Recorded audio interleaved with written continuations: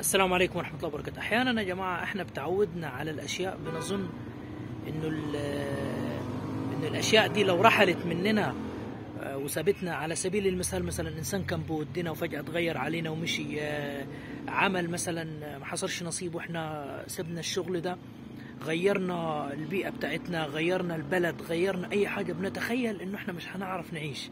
والله بجد بنتخيل إنه احنا الحياة كده تسدد قدامنا، بالذات في موضوع العلاقات لما حد يخرج مننا فجأة.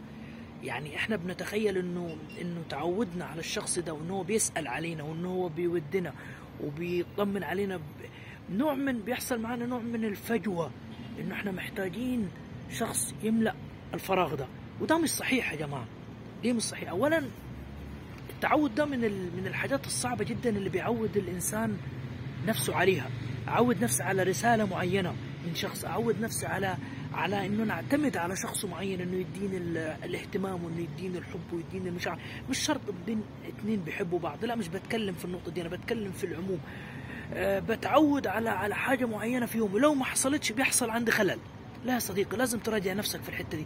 لازم تعرف إنه أنت يومك حيعدي بيك أنت. اهتمامك بنفسك اولا، علاقتك بربنا سبحانه وتعالى، ثانيا اهتمامك بنفسك، الشغل عليها، عبادتك لربنا سبحانه وتعالى، مع المجاهده. كل يوم الدكتور مصطفى محمود بيقول عندنا اراده في يومنا، بتقوم من النوم دي اراده، بتحاول ان انت تتغلب على الشيطان دي اراده، بتحاول ان انت تساعد الناس دي كلها اراده. فالفيديو ده انا مش هطول عليك، حابب اقول لك بلاش تخلي حياتك تمشي على روتين التعود بس. واشوفكم على خير، والسلام عليكم ورحمه الله وبركاته.